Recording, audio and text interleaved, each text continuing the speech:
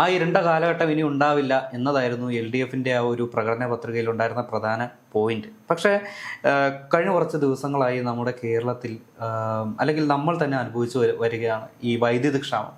ആവശ്യമുള്ള സമയത്ത് ഇതുപോലെ വൈദ്യുതി ക്ഷാമം വരുത്തി സാധാരണക്കാരുടെ ആ ഒരു ലൈഫ് ഇരുട്ടിലാക്കുന്ന നയമാണ് ഇപ്പോൾ സർക്കാർ സ്വീകരിക്കുന്നത്.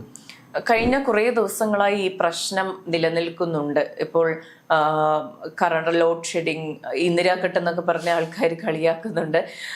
ഇത് ശരിക്കും അഡ്രസ്സ് ചെയ്യപ്പെടേണ്ട ഒരു കാര്യം തന്നെയാണ്. ഇപ്പോൾ സർക്കാർ 2 മാസമേ ആയിട്ടുള്ളൂ എന്നുള്ളതൊരു ന്യായീകരണമാണോ എന്ന് വെച്ചാൽ, ഇപ്പോൾ കഴിഞ്ഞ 10 വർഷങ്ങളായിട്ട് ഫിക്സ് ചെയ്യേണ്ടിയിരുന്ന ഒരു കാര്യം പെട്ടെന്ന് ഒരു ദിവസം ഫിക്സ് ചെയ്യപ്പെടണം എന്ന് പറയുന്നതിൽ അർത്ഥമില്ല.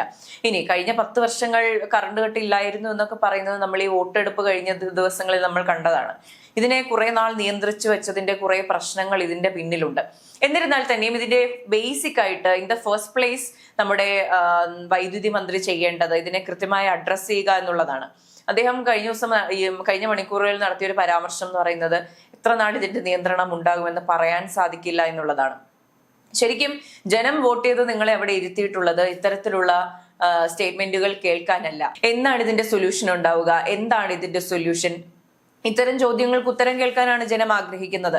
അപ്പൊ സ്വാഭാവികമായിട്ടും ഒരു മന്ത്രി എന്ന നിലയിൽ ഇതിനൊരു കൃത്യമായ ഉത്തരം കൊടുക്കുക, വന്നിരുന്നുകൊണ്ട് ഇതാണ് പ്രശ്നം, ഇത്ര സമയത്തിനുള്ളിലാണ് നമുക്കിത് നിയന്ത്രിക്കാൻ കഴിയുക, അല്ലെങ്കിൽ മുന്നോട്ട് ഇതാണ് ചെയ്യാൻ കഴിയുക എന്നുള്ളൊരു ഉത്തരം നൽകുക. അത് വളരെ ബേസിക് ആയിട്ട് ചെയ്യേണ്ടിയിരിക്കുന്ന ഒരു കാര്യമാണ്.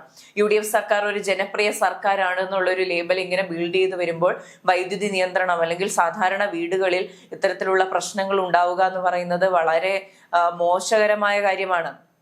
ഇപ്പൊ ജനറേറ്റർ ഇല്ലാത്ത വീടുകളുണ്ട്, രാത്രി കുട്ടികളുള്ള വീടുകളുണ്ട്, വയസ്സായവരുള്ള വീടുകളുണ്ട്. ചിലപ്പോൾ വയസ്സായ ആൾക്കാർ രാത്രി ഒന്ന് ബാത്റൂമിൽ എണീക്കുമ്പോഴായിരിക്കും കറണ്ട് ഇല്ലാണ്ടാവുക. അപ്പോൾ പലർക്കും ജീവിതം ദുസ്സഹമായി മാറിയിരിക്കുന്ന ഒരു അവസ്ഥയാണുള്ളത്. അപ്പൊ ഇതിനെ അഡ്രസ് ചെയ്യേണ്ട ഒരു സിറ്റുവേഷൻ ഉണ്ട്. ഇനി ഇതിന്റെ പ്രശ്നം എന്താണെന്ന് പറഞ്ഞാൽ, കഴിഞ്ഞ വർഷങ്ങളെ എടുത്ത് നോക്കുകയാണെങ്കിൽ ഇപ്പോൾ വൈദ്യുതി ഉപഭോഗം എന്ന് പറയുന്നത് വളരെ കൂടുതലാണ്. ഇപ്പോൾ സിമ്പിളായിട്ട് പറയുകയാണെങ്കിൽ 2 വർഷങ്ങൾക്ക് മുൻപ് നമ്മുടെ വീട്ടിലുണ്ടായിരുന്ന ഫാനുകളുടെയും AC-കളുടെയും നമ്പർ ആണോ നമ്മുടെ വീട്ടിൽ ഇന്നുള്ള ഫാനുകളുടെ AC-കളുടെയും നമ്പർ നമ്മളൊന്ന് ചിന്തിച്ചു നോക്കണം. അപ്പോൾ സാധാരണപ്പെട്ട എല്ലാ വീടുകളിലും ഈ പറഞ്ഞ ഗാഡ്ജറ്റ്സ് കൂടുന്നുണ്ട്. നമ്മൾ കൂടുതൽ ഗാഡ്ജറ്റ്സ് ഉപയോഗിക്കുന്നുണ്ട്, കൂടുതൽ നേരം ഉപയോഗിക്കുന്നുണ്ട്, കൂടുതൽ വൈദ്യുതി ഉപഭോഗം നമ്മുടെ ഓരോ വീടുകളിലും സംഭവിക്കുന്നുണ്ട്. അപ്പോൾ സ്വാഭാവികമായിട്ടും സംസ്ഥാനത്ത് വൈദ്യുതി ലഭ്യത കുറവായിരിക്കും. അതൊരു ഫാക്ടറാണ്. പിന്നെ നമ്മൾ ഏറ്റവും കൂടുതൽ ആശ്രയിക്കുന്നത് ഹൈഡ്രോ ഇലക്ട്രിക് പവർ പ്രോജക്റ്റുകളിലാണ്. അപ്പോൾ മഴയുടെ ലഭ്യത കുറയുന്നത് സ്വാഭാവികമായിട്ടും ഈ പറഞ്ഞ നമ്മുടെ വൈദ്യുതി ഉണ്ടാക്കുന്നതിൽ കുറവുണ്ടാകും. പിന്നെ കേരളം എന്ന് പറയുന്നത്, കേരളത്തിലെ ഉപയോഗിക്കുന്ന വൈദ്യുതി കേരളം തന്നെയാണ് ഉണ്ടാക്കുന്നത്, ഒരിക്കലുമല്ല നമ്മൾ മറ്റ് സംസ്ഥാനങ്ങളിൽ നിന്നോ അല്ലെങ്കിൽ നാഷണൽ ഗ്രിഡിൽ നിന്നോ കടമെടുക്കുന്ന വൈദ്യുതിയാണ് ഉപയോഗിക്കുന്നത്. അപ്പോൾ ഇതിന്റെ റേറ്റുകളിലുള്ള വ്യത്യാസം ഉണ്ടാവും. അങ്ങനെ പല പ്രശ്നങ്ങളുണ്ടാകും. ഇത് ഒരു ദിവസം കൊണ്ടോ 2 ദിവസം കൊണ്ടോ 1 മാസം കൊണ്ടോ 2 മാസം കൊണ്ടോ സൊല്യൂഷൻ ഉണ്ടാക്കാൻ പറ്റുന്ന അല്ലെങ്കിൽ സോൾവ് ചെയ്യാൻ പറ്റുന്ന പ്രോബ്ലംസ് അല്ല. ഇതിനൊരു വൈഡ് നെറ്റ്വർക്ക് അല്ലെങ്കിൽ ഒരു വൈഡ് പെർസ്പെക്റ്റീവിലുള്ള സ്റ്റഡി നടന്നാൽ മാത്രമേ ഇതിനൊരു സൊല്യൂഷൻ കണ്ടെത്താൻ സാധിക്കുകയുള്ളൂ. അപ്പോൾ എന്താണ് നമുക്ക് ചെയ്യാൻ കഴിയുക? നമ്മുടെ വൈദ്യുതി ലൈക്ക് പ്രൊഡക്ഷൻ എങ്ങനെയാണ് കൂട്ടാൻ സാധിക്കുക, അല്ലെങ്കിൽ നാഷണൽ ഗ്രിഡിൽ നിന്ന് അല്ലെങ്കിൽ മറ്റ് സംസ്ഥാനങ്ങളിൽ നിന്ന് വാങ്ങുന്ന വൈദ്യുതി എങ്ങനെ കുറയ്ക്കാൻ സാധിക്കും, അതുപോലുള്ള കാര്യങ്ങളെ പറ്റി കൃത്യമായ പഠനം നടക്കണം. ഇത് പഠിച്ച് ഇത് ഇംപ്ലിമെന്റ് ചെയ്യാൻ സാധിക്കണം. കഴിഞ്ഞ 10 വർഷങ്ങൾ ലോങ് ടേം ആയിട്ടുള്ള ഒരു പദ്ധതിയും നടപ്പിലാക്കിയിട്ടില്ല എന്നതൊരു എക്സ്ക്യൂസ് ആയിട്ട് കാണാതെ അതിനൊരു പോസിറ്റീവായി കണ്ടുകൊണ്ട് പുതിയ പദ്ധതികൾ ആവിഷ്കരണം ചെയ്യണം.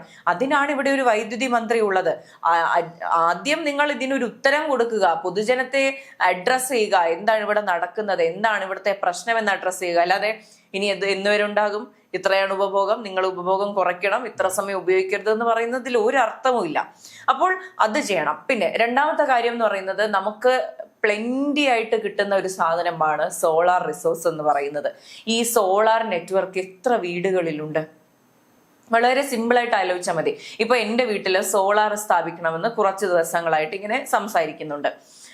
ഇതിനെപ്പറ്റി അന്വേഷിക്കുന്നു, ഇതിന്റെ കാര്യങ്ങൾ നടക്കുന്നു. ഈ പ്രോസസ്സ് എന്ന് പറയുന്നത് സ്ലോ ആണ്.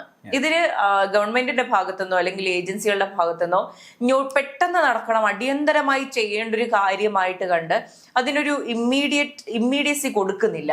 അപ്പോൾ സ്വാഭാവികമായിട്ടും ചിലർ ഇത് ശ്രമിച്ചതിന് ശേഷം ഇത്രയും നൂലാമാലയാണെങ്കിൽ എന്തിനാ കറണ്ട് ബില്ല് അങ്ങ് അടയ്ക്കാൻ പോട്ടെ എന്ന് വിചാരിക്കും. ഇത് കറണ്ട് ബില്ല് അടയ്ക്കുന്നതുമായിട്ട് ബന്ധമില്ലല്ലോ. ഇപ്പൊ കറണ്ട് ബില്ല് അടയ്ക്കുന്നത് പൈസ ഉള്ളവർക്ക് കറണ്ട് ബില്ല് അടയ്ക്കാം, കൂടുതൽ കറണ്ട് ഉപയോഗിക്കാം. പക്ഷേ കറണ്ട് പോയിക്കൊണ്ടിരിക്കുകയാണ്, നമുക്ക് അത്രയും ഈ പറഞ്ഞ ഇലക്ട്രിസിറ്റി ഇല്ലാത്തൊരവസ്ഥ ഉണ്ടാകുന്നു. അപ്പോൾ ഈ സോളാർ സ്ഥാപിക്കാനുള്ള കൃത്യമായിട്ടുള്ള അവയർനെസ് കൊടുക്കണം. ഇപ്പോൾ നമ്മുടെ സംസ്ഥാന സർക്കാരിന് അത്തരത്തിലുള്ള ഏജൻസി ഉണ്ട്, അതിനോട്ടുണ്ട്, അവർക്കത് കൃത്യമായിട്ട് ഉപയോഗിക്കാം. പക്ഷെ എത്ര പേര് അതിന്റെ എത്ര അവയർനെസ് നമുക്ക് കിട്ടുന്നുണ്ട്? ആ പോസിബിലിറ്റീസ് ആരും ഇതിന്, അതായത് ഒരു കറണ്ട് ഉണ്ടാക്കുന്ന അല്ലെങ്കിൽ കറണ്ട് ഉൽപാദനത്തിന്, ഇലക്ട്രിസിറ്റി ഉൽപാദനത്തിന് വേണ്ടിയുള്ള പല ഓൾട്ടർനേറ്റീവ് മാർഗങ്ങളുണ്ട്. ഇതൊന്നും ആരും ചിന്തിക്കുന്നില്ല എന്നുള്ളതാണ് മറ്റൊരു സത്യം. ഇപ്പോൾ ഞാൻ ഇതുപോലെ ഒരു കോളേജ് എക്സിബിഷന് പോയിരുന്നു. അപ്പോൾ അതിൽ ഓരോ ചെറിയ കുട്ടികളും അല്ലെങ്കിൽ ഓരോ സ്റ്റുഡൻസും ഈ വെള്ളത്തിൽ നിന്നോ അല്ലെങ്കിൽ വിൻഡ് എനർജി അല്ലെങ്കിൽ സോളാർ ഇതുപോലെ പല രീതിയിലുള്ള ഓൾട്ടർനേറ്റീവ്സ് കണ്ടുപിടിച്ചിരിക്കുകയാണ്. അത് നമ്മുടെ ഈ പാഠപുസ്തകങ്ങളിലുള്ള ഫിസിക്സ് ഇതുപോലുള്ള ഊർജ്ജതന്ത്രത്തിൽ നിന്നുള്ള പലവിധ ടെക്നിക്സ് ഉപയോഗിച്ച് വെറും, അതായത് നമ്മുടെ ഈ പായലില്ലേ, പുറത്തിൽ കിടക്കുന്ന പായലിൽ നിന്ന് വരെ ഊർജ്ജം ഉൽപ്പാദിപ്പിക്കാം എന്ന് പറയപ്പെടുന്നു. എന്തുകൊണ്ട് ഇതുപോലുള്ള മാർഗങ്ങളെല്ലാം ഈ നമ്മുടെ ഈ ഒരു സിസ്റ്റത്തിൽ കൊണ്ടുവന്ന് ഇംപ്ലിമെന്റ് ചെയ്തുകൂടാ എന്നതാണ് എനിക്ക് ചോദിക്കാനുള്ള ഒരു ഡൗട്ട്. അതെ, ഇത് കൂടുതൽ പഠനങ്ങൾ നടത്തി ഇതിന്മേൽ ഇത് വാണിജ്യാടിസ്ഥാനത്തിൽ നടത്താൻ സാധിക്കും. ഇത്തരത്തിലുള്ള പഠനങ്ങളൊക്കെ നടത്തേണ്ടിയിരിക്കുന്നു. ഇപ്പോഴുള്ള പോസിബിലിറ്റി എന്ന് പറയുന്നത് സോളാർ ആണ്, അല്ലെങ്കിൽ മറ്റു മാർഗങ്ങളാണ്. ഇത് സാധാരണ ജനങ്ങളിലേക്ക് എത്തും. ഇപ്പോൾ സോളാർ പാനൽ സ്ഥാപിക്കുക എന്നുള്ളത് ഒരു സാധാരണ വീട്ടിൽ നടക്കുന്ന ഒരു സംഭവമായിട്ട് പലർക്കും അറിയില്ല. ഇപ്പോൾ അതിൽ നിന്ന് നമുക്ക് സബ്സിഡി ലഭിക്കും, അതിന്റെ എക്സസ് വരുന്നത് നമുക്ക് ഗ്രിഡിലേക്ക് കൊടുക്കാം, അതിന്റെ സർചാർജ് നമുക്ക് കിട്ടും. അങ്ങനെ കുറെ കാര്യങ്ങൾ, ഇതിന്റെ കുറെ പോസിറ്റീവ് സൈഡ്സ് ഉണ്ട്. ഇത് സാധാരണ മനുഷ്യർക്ക് അറിയില്ല. അതിന് കൃത്യമായിട്ടുള്ള ഈ പറഞ്ഞ അവയർനെസ് കൊടുക്കണം. ഇപ്പോൾ മന്ത്രി വന്നിരുന്ന് നിങ്ങൾ സോളാർ പാനലുകൾ സ്ഥാപിക്കുന്നതിനെ പറ്റിയുള്ള ഗുണം എന്ന് പറഞ്ഞ് അതിനെപ്പറ്റി സംസാരിക്കുന്നതല്ലേ ഈ പറഞ്ഞ ഇതെന്ന് തീരുമെന്ന് അറിയത്തില്ല എന്ന് പറയുന്നതിനേക്കാളും എന്തുകൊണ്ടും ഭേദം അത് തന്നെയാണ്. ഇതിനെപ്പറ്റി നമുക്ക് എന്താണ് ചെയ്യാൻ കഴിയുക? ഇപ്പൊ മന്ത്രി പറയേണ്ടത് എന്ന് ഞാൻ വിശ്വസിക്കുന്നത്, നമുക്ക് അടുത്ത 5 വർഷത്തിനുള്ളിൽ സോൾവ് ചെയ്യാൻ പാകത്തിന് ഇത്രയും പവർ പ്ലാന്റുകളെ പറ്റി പഠനം നടക്കുന്നു. ഇനി നമ്മളൊരു 5-10 വർഷങ്ങൾക്ക് ശേഷം നാഷണൽ ഗ്രിഡിൽ നിന്ന് നമുക്ക് ഇലക്ട്രിസിറ്റി വാങ്ങേണ്ട ഒരു സാഹചര്യം വരില്ല. അതുവരെ നിങ്ങൾ ചെയ്യേണ്ട കാര്യം എന്ന് പറയുന്നത് സോളാർ പാനലുകൾ സ്ഥാപിക്കുക. ഞങ്ങൾ ഇത്ര സബ്സിഡി തരുന്നുണ്ട്, കേന്ദ്രത്തിൽ നിന്ന് ഇത്ര സബ്സിഡി വരുന്നുണ്ട്, ഇത്ര കാര്യങ്ങളെ പറ്റി ഒരു അവബോധം ഉണ്ടാക്കുക. അല്ലാതെ സാധാരണ ജനത്തിനെ ബുദ്ധിമുട്ടിക്കുന്ന പവർ കട്ടും അതോടൊപ്പം തന്നെ ഈ പറഞ്ഞ അഡ്രസ് ചെയ്യാതിരിക്കുന്ന കാര്യവും ഒക്കെ ചെയ്തുകൊണ്ട് മുന്നോട്ട് പോയാൽ ഈ പറഞ്ഞ സർക്കാരിന്റെ ജനപ്രിയ ടാഗ് ലൈൻ, ജനപ്രിയ ഗ്രാഫ് എന്ന് പറയുന്നത് താഴെ പോവും, സ്വാഭാവികമായിട്ടും താഴെ പോവും. പിന്നെ ഈ പറയുന്ന ഇടതുപക്ഷത്തിന് ഇത് പറയാനുള്ള വോയിസ് ഉണ്ടോ എന്ന് നമ്മളൊന്ന് ചിന്തിച്ചു നോക്കണം. അല്ലെ, ഇപ്പോ കഴിഞ്ഞ ദിവസം അല്ലെങ്കിൽ കുറച്ച് മണിക്കൂറുകൾക്ക് മുമ്പ് നമ്മുടെ മുൻമന്ത്രി വി ശിവൻകുട്ടി ഒരു ഫേസ്ബുക്ക് പോസ്റ്റുമായിട്ട് വന്നിരുന്നു. പകലിറങ്ങിയാൽ സൂര്യൻ അടിക്കും, രാത്രിയായാൽ സണ്ണി അടിക്കും എന്ന രീതിയിലുള്ള ഒരു ട്രോളായിട്ടുള്ള ഒരു ഫേസ്ബുക്ക് പോസ്റ്റ് ഉണ്ടായിരുന്നു. കൂടാതെ ബിനോയ് വിശ്വം ഇതിനെ അഡ്രസ്സ് ചെയ്ത് സംസാരിച്ചിട്ടുണ്ട്. അതായത് UDF എന്നത് ഇരുട്ടാണ്, അല്ലെങ്കിൽ LDF ആണ് വെളിച്ചം എന്ന രീതിയിലൊരു ഹൈപ്പ് ചെയ്ത്, സ്വന്തം പാർട്ടി ഹൈപ്പ് ചെയ്തുകൊണ്ടുള്ള ഒരു പ്രൊമോഷൻ, അല്ലെങ്കിൽ ഈ UDF എന്നുള്ള ഈ ഒരു ഭരണത്തിനെ അടിച്ചമർത്തിയുള്ള ഒരു സംസാരങ്ങളും അല്ലെങ്കിൽ ഒരു ക്യാമ്പയിനുകളും ഇടതു പാളയത്തിൽ നിന്ന് ഉയരുന്നുണ്ട്. ഇതൊന്നും കാണാതെ മന്ത്രി ജസ്റ്റ് നിങ്ങൾ ഈ പുറത്തിറങ്ങിയാൽ ഈ സ്വിച്ച് ഇട്ടാൽ ലൈറ്റ് ഓഫ് ചെയ്യണം, ഫാന് അധികം നേരം ഇടരുത്, ഒരു രാത്രി ഇത്ര സമയം വെളിച്ചമില്ലാതിരിക്കണം എന്നെല്ലാം പറയുന്നത് വെറും അപക്വമായിട്ടുള്ള ഒരു കുറച്ച് ഡിസിഷൻസ് അല്ലേ? അതെ, തീർച്ചയായിട്ടും. അപ്പോൾ ഇതിനെല്ലാം ഒരു സൊല്യൂഷൻ കണ്ടെത്തുക, അല്ലെങ്കിൽ അതിനെ കൃത്യമായിട്ട് അഡ്രസ് ചെയ്യാനിരിക്കുക. ഈ പറഞ്ഞ ഇടതുപക്ഷത്തിനത് പറയാനുള്ള യാതൊരു അവകാശവുമില്ല.